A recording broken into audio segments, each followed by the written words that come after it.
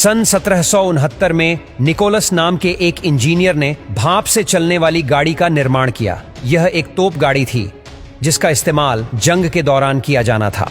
लेकिन यह न केवल बहुत ही ज्यादा शोर करती थी बल्कि इससे चिगारी भी निकलती थी। ऊपर से इसमें घोड़ा गाड़ी से अधिक खर्चा आता था और कुछ ही समय बाद इसका एक पहिया टूट गया।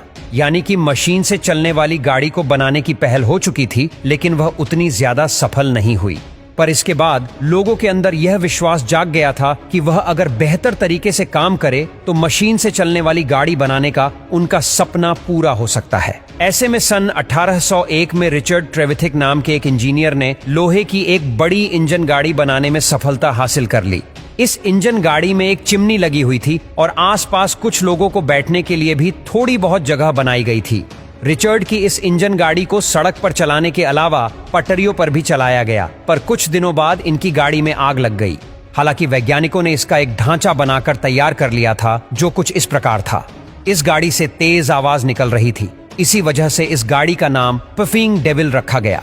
पफिंग डेविल का मतलब होता है छुक छुक करने वाला शैतान। जब सबसे पहली बार यह ट्रेन पटरी पर दौड़ने लगी तो इससे निकलने वाली चिगारी और आवाज को देखकर आसपास के लोग इसे शैतान समझ रहे थे। उन्हें तो पता ही नहीं था कि इस तरह की भी कोई गाड़ी होती है। उन्हें तो केवल बैलगाड़ी और घोड़ा गाड़ी ही समझ में आती थी। हालांकि पहली इंजन वाली गाड़ी के जलने के बाद रिचर्ड ने हार नहीं मानी और साल 1803 में उन्होंने एक दूसरी भाप इंजन गाड़ी बनाई और उसे कॉर्नवेल से लंदन तक का सफर तय किया। लेकिन इस यात्रा के दौरान इंजन की पूरी तरह से हालत खराब हो गई थी, जिसके बाद रिचर्ड ने सोचा कि इस स्टीम इंजन वाली गाड़ी को सड़कों पर न चलाकर लोहे की पटरियों पर चलाया जाए तो यह ज्यादा लंबे समय तक चल पाएगी। इसलिए उन्होंने कंपनी से बात करके कॉर्नवेल से लेकर लंदन तक पटरी बिछा दी और फिर 21 फरवरी 1804 को एक ट्रेन जिसमें 25 टन लोहा और 70 आदमी सवार थे, उसे रिचर्ड ने खुद 4 घंटे 5 मिनट तक चलाया था। यह दुनिया में पहली बार हुआ था जब स्टीम इंजन की मदद से इतना भारी सामान और लोगों को ले जाया गया था। हालांकि दोस्तों, यह आविष्कार तो हो गया था, लेकिन इस समय तक रेलगाड़ी को बहुत ही खर्चीला और कम उपयोगी माना जाता था। इसी वजह से किसी भी कंपनी ने इस प्रोजेक्ट पर हाथ लगाना फायदेमंद नहीं समझा। लोगों को लगा कि इसमें सिर्फ नुकसान ही होगा, क्योंकि उस टाइम लुटेरे वगैरह भी बहुत होते थे और रेल की पटरियां भी ठीक तरह से नहीं बिछी थीं। इन सारी चीजों को अकेले मैनेज करना रिचर्ड के लिए बिल्कुल भी आसान नहीं था। लेकिन इस फील्ड में मैथ्यू मरी, जो एक बहुत ही बेहतरीन इंजीनियर और बिजनेसमैन थे, और यह हमेशा से ही एक ऐसी गाड़ी बनाना चाहते थे जो घोड़ों पर निर्भर न होकर भाप के इंजन से चले। इसलिए इन्होंने साल 1812 में रिचर्ड ट्रेवल द्वारा बनाई गई स्टीम इंजन में कई सारे बदलाव किए। सबसे पहले तो उस स्टीम इंजन को नए तरीके से मॉडिफाई किया गया, क्योंकि तब तक तकनीक पहले से बेहतर हो गई थी।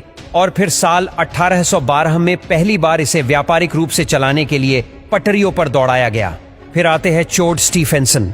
इन्हें कोयले के इंजन के इस्तेमाल और ट्रेन को दुनिया के अलग अलग हिस्सों तक पहुंचाने के लिए जाना जाता है। इन्होंने अपने बेटे के नाम पर अपनी कंपनी शुरू करी थी, जिसका नाम था the Robert Stephenson and company.